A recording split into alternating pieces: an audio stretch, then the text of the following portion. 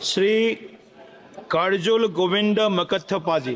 ಸನ್ಮಾನ್ಯ ಸಭಾಧ್ಯಕ್ಷರೇ, ಶ್ರೀ ನರೇಂದ್ರ ಮೋದಿಜಿಯವರ ನೇತೃತ್ವದ ನಮ್ಮ ಸರ್ಕಾರ ಆರೋಗ್ಯ ಕ್ಷೇತ್ರಕ್ಕೆ ಹಿಂದೆ ಯಾವ ಸರ್ಕಾರಗಳು ನೀಡದಷ್ಟು ಆದ್ಯತೆಯನ್ನು ನೀಡ್ತಾ ಇದೆ. 2024-25ನೇ ಸಾಲಿನ ಬಜೆಟ್ನಲ್ಲಿ 90,659 ಕೋಟಿಗಳಷ್ಟು ಅನುದಾನವನ್ನು ಹಂಚಿಕೆ ಮಾಡಿ ಬದ್ಧತೆಯಿಂದ ಮೆರೆದಿದೆ. ಆದರೆ ಸನ್ಮಾನ್ಯ ಸಭಾಧ್ಯಕ್ಷರೇ, ಕೇಂದ್ರ ಸರ್ಕಾರದ ಪ್ರಬಲ ಇಚ್ಛಾಶಕ್ತಿ ನಡುವೆಯೂ ಕೆಲವು ರಾಜ್ಯ ಸರ್ಕಾರಗಳು ನಿರ್ಲಕ್ಷ್ಯತೆಯಿಂದಾಗಿ, ಜನಪರ ಕಾಳಜಿ ಇಲ್ಲದೆ ಇರುವ ಕಾರಣದಿಂದಾಗಿ ಬಡವರು, ಕೂಲಿ ಕಾರ್ಮಿಕರು ಸರ್ಕಾರಿ ಆಸ್ಪತ್ರೆಗಳಿಗೆ ಬರುವುದಕ್ಕೆ ಹಿಂದೇಟು ಹಾಕುತ್ತಿದ್ದಾರೆ. ಇದಕ್ಕೆ ಪೂರಕವೆಂಬಂತೆ ಕರ್ನಾಟಕದಲ್ಲಿ ಬಾಣಂತಿಯರ ಸರಣಿ ಸಾವುಗಳು ಸಂಭವಿಸುತ್ತಿವೆ.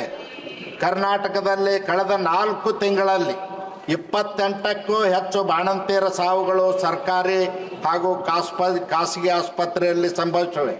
ಅದರಲ್ಲಿಯೂ ಹಿಂದುಳಿದ ಜಿಲ್ಲೆ ಬಳ್ಳಾರಿ ಜಿಲ್ಲಾ ಆಸ್ಪತ್ರೆಯಲ್ಲಿ ನವೆಂಬರ್ ತಿಂಗಳಲ್ಲೇ 4 ಬಾಣಂತಿಯರು ಸಾವಿಗೀಡಾಗಿದ್ದಾರೆ. ಇದು ಕೇವಲ ದುರಂತ ಅಲ್ಲ, ಕರ್ನಾಟಕ ಸರ್ಕಾರದ ನಿರ್ಲಕ್ಷ್ಯ ಧೋರಣೆ ಮತ್ತು ಸಂಪೂರ್ಣ ಅದಕ್ಷತೆಯಿಂದಾಗಿ ಅಮೂಲ್ಯ ಜೀವಗಳು ಬಲಿಯಾಗುತ್ತಿವೆ. ತನ್ನ ನಾಗರಿಕರ ಸುರಕ್ಷತೆ ಮತ್ತು ಘನತೆಯನ್ನು ಖಾತ್ರಿಪಡಿಸುವ ಮೂಲಭೂತ ಕರ್ತವ್ಯದಿಂದ ಕಾಂಗ್ರೆಸ್ ಸರ್ಕಾರ ಪಲಾಯನ ಮಾಡಿದೆ. ಮೆಡಿಕಲ್ ಹಾಗೂ ಔಷಧ ಮಾಫಿಯಾಕ್ಕೆ ಕರ್ನಾಟಕ ರಾಜ್ಯ ಸರ್ಕಾರ ಮಣಿದಿದೆ ಎಂದು ನಾನು ನೇರವಾಗಿ ಆರೋಪ ಮಾಡ್ತಾ ಇದ್ದೇನೆ.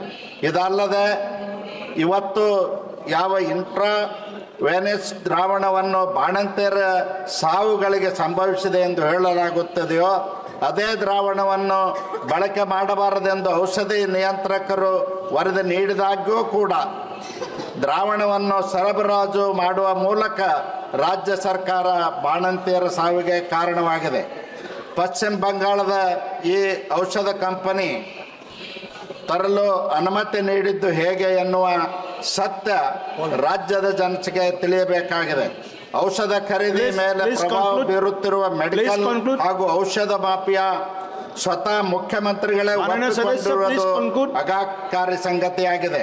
ಮೆಡಿಕಲ್ ಹಾಗೂ ಔಷಧ ಮಾಫಿಯಾ ಸಕ್ರಿಯಗೊಳಿಸುವವರು ಯಾರು?